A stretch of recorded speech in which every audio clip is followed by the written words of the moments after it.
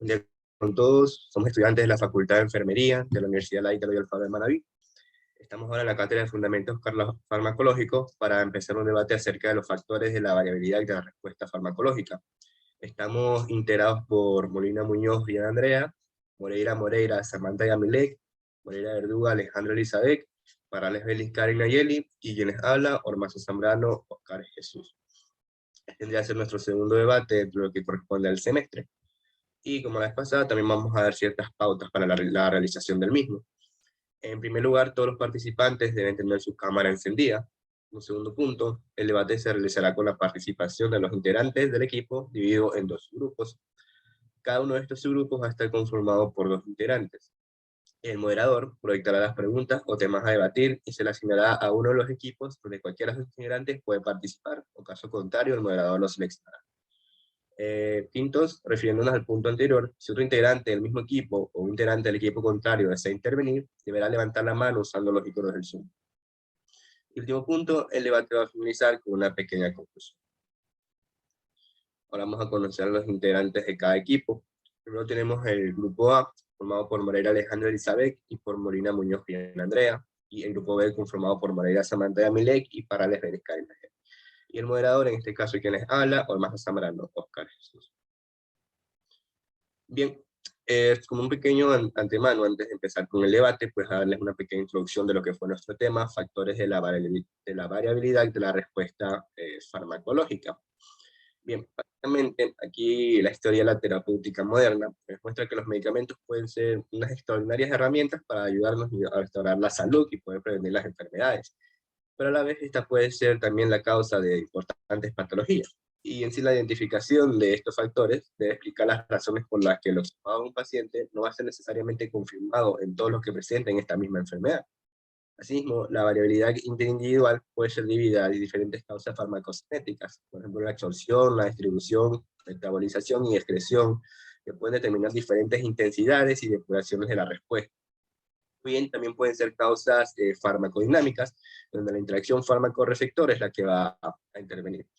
Y cada uno de estos factores farmacocinéticos y farmacodinámicos pueden ser diferentes de un individuo a otro, y a causa de determinantes genéticos, como variantes genéticas, también a causas ambientales o patológicas, y depende también de la gravedad con la intensidad de la enfermedad o síntoma al cual vamos a desear tratar. Algunos autores también amplían las causas de estabilidad o acciones conductuales como el cumplimiento, la adherencia al tratamiento o inclusive ciertos errores de los medicamentos al momento de inculcar o administrarse. En resumen de todo lo que dije, entendemos que existen diversos factores fisiopatológicos y clínicos, es decir, con patologías o también enfermedades, los cuales pueden modificar las características cinéticas de la mayor parte de los fármacos, exigiendo en muchas ocasiones modificaciones posológicas, las cuales van a ser, en cierto modo, adecuadas. Si en la práctica terapéutica se omite el principio de individualización posológica en función a estas características, va a ser factible provocar ciertas intoxicaciones o fracasos terapéuticos innecesarios, los cuales podrían evitarse.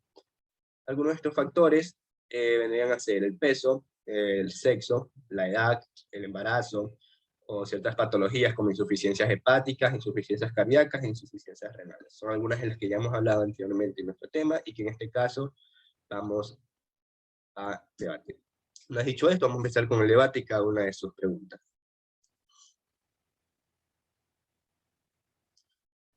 Bien, tenemos la primera pregunta, la cual es acerca del tema de los factores fisiológicos, en este caso va a ser el peso. La pregunta va dirigida para Alejandra Moreira, y es la siguiente: ¿los pacientes obesos tienen riesgo de padecer enfermedades? Adelante, Alejandra. Buenos días. Mira, sí, incluso se ha observado en algunos países que los pacientes obesos tienen una alta prevalencia de esta de patología entre las edades comprendidas entre los 30 y los 65 años. Los pacientes obesos presentan un mayor riesgo de padecer enfermedades como cardiovasculares, alteraciones renales, diabetes, depresión, entre otras patologías que se pueden desarrollar a medida del tiempo. Y también experimentan importantes alteraciones fisiológicas que producen alteraciones farmacocinéticas, en particular a nivel de distribución, que obligan a realizar reajustes posológicos para muchos fármacos. Bien, muchas gracias Alejandra. ¿Alguien más del mismo grupo o el otro equipo que desea intervenir? Samantha, adelante, tienes la palabra. Ya, bueno, también cabe recalcar que el riesgo de desarrollar problemas de salud como enfermedades del corazón, lo que es el accidente cerebrovascular y los problemas renales aumenta si el paciente o la persona es obesa. Además afecta las articulaciones, la respiración, el sueño, el estado de ánimo y los niveles de energía de una persona. Los niños y adolescentes, en este caso, con sobrepeso, tienen más probabilidades de, de desarrollar lo que es la diabetes y otros problemas de salud. Y a los adultos, con lo que con pueden ocasionarle la enfermedad, a ver, este, les da lo que es la enfermedad cardíaca.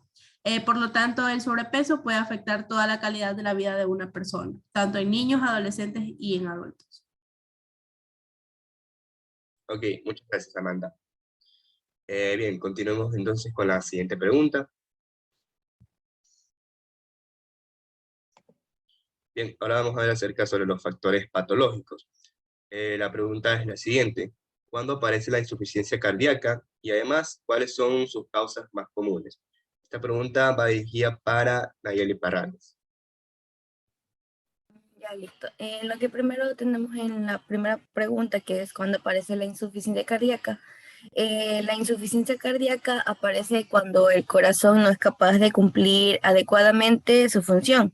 Esta de aquí se produce con alguna estructura del corazón, como por el músculo, las válvulas o el pericardio estén dañados, lo que provoca que el corazón no bombee la sangre adecuadamente. También la insuficiencia cardíaca es cuando su miocardio no puede contraerse muy bien. Esto se denomina insuficiencia cardíaca sistólica, o insuficiencia cardíaca con una fracción de eyección reducida, y también cuando el miocardio está rígido y no se llena de sangre fácilmente.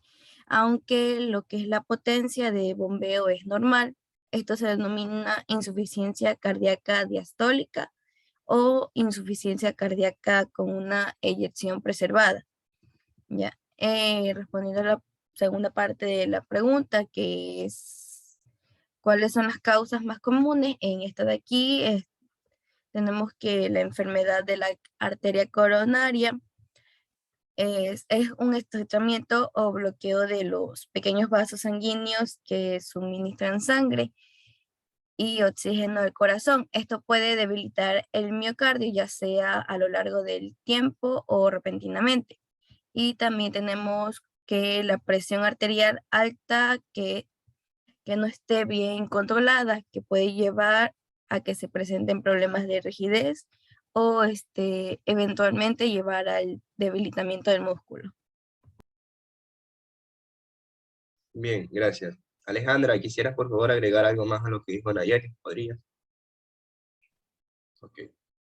Sí, bueno, estoy un poquito inconforme con lo que respondió mi compañera y yo voy a acotar un poco más a lo que es su respuesta.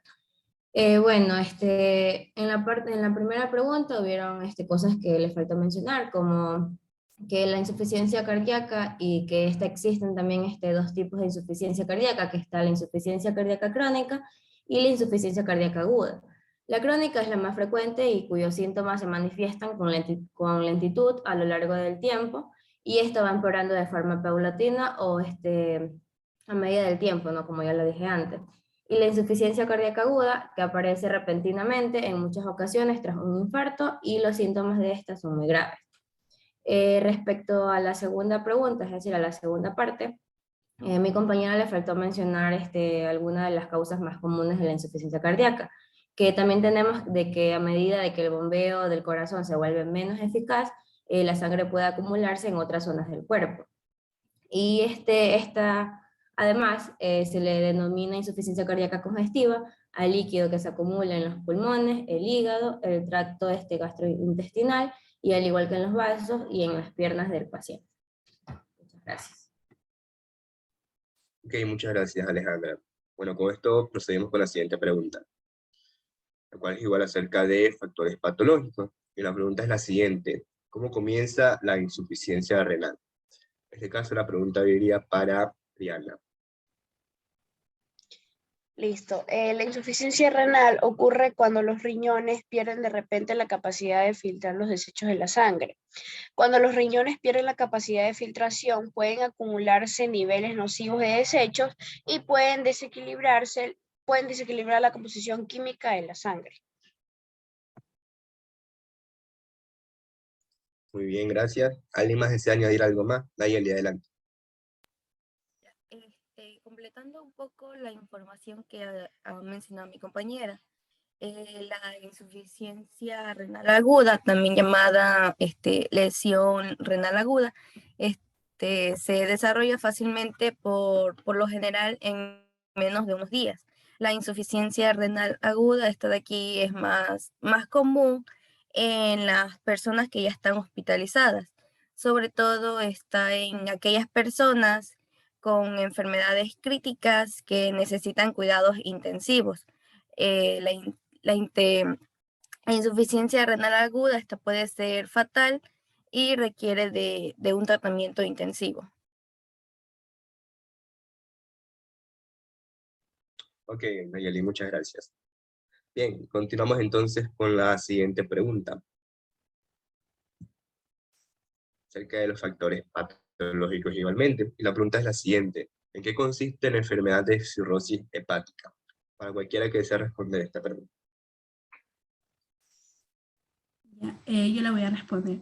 Ok, La cirrosis hepática es la fase final de la enfermedad hepática crónica con fibrosis, que es el endurecimiento del hígado, que ocasiona el mal funcionamiento del mismo y sus complicaciones por la dificultad de pasar la sangre a través del mismo con aumento de presión, lo que ocasiona las principales complicaciones de la misma, que son las hemorragias digestivas y entre otras.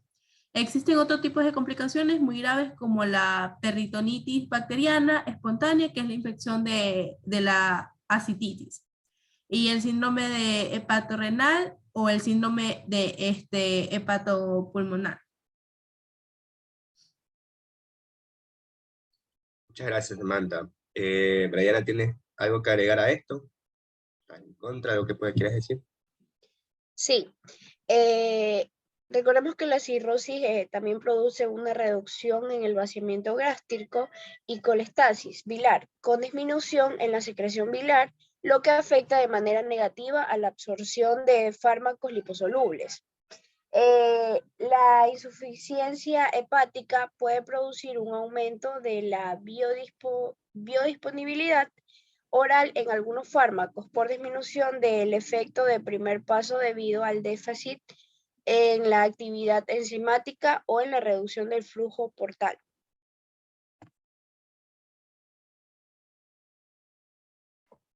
Ok, muchas gracias, Rian. Bueno, entonces vamos a proceder con la última pregunta. De igual manera va a ser una pregunta abierta. Es la siguiente, acerca de los factores fisiológicos, para quien desea responderla. Y es: durante el embarazo se producen cambios fisiológicos. ¿Y qué es lo que modifica? ¿Qué hacen estos cambios? Para cualquiera que desee contestar. Adelante, Alejandro. Estos modifican la marcocinética y dichos cambios pueden condicionar la dosificación, no solo en la madre, sino también a nivel fetal. Ok, Samantha, ¿tienes algo que decir? Y recordemos que también se produce un incremento de peso y en el porcentaje de tejido adiposo también se da un incremento de volumen plasmático y del agua corporal total. Ok, listo, Samantha, muchas gracias. Bien, aquí vendría a concluir lo que es nuestro debate. Como vimos, bueno, cada una de ustedes tuvo una buena participación, fueron preguntas más o menos clave acerca del tema que ya hemos visto, acerca de los factores de la variabilidad en la respuesta farmacológica, ¿no? Cabe recalcar, bueno, sabemos cómo estos pueden influir de cierta manera en el organismo a través de la farmacocinética y la farmacodinámica, Y todas estas situaciones son que debemos tenerlas siempre muy presentes para evitar cualquier tipo de calamidad en los pacientes, incomodidad, porque al fin y al cabo nosotros estamos haciendo un mal trabajo, pero el maltrato que recibe el paciente es inadmisible, por decirlo así, ¿no? Son cosas que siempre van a pasar, ya vimos cuáles son los factores, algunos que están fuera de nuestras manos, como el sexo, la edad, o algunos que están a nuestro alcance, como los de las enfermedades patológicas, las cuales pueden ser tratadas. Hasta aquí vendría la intervención de nuestro grupo. Muchas gracias.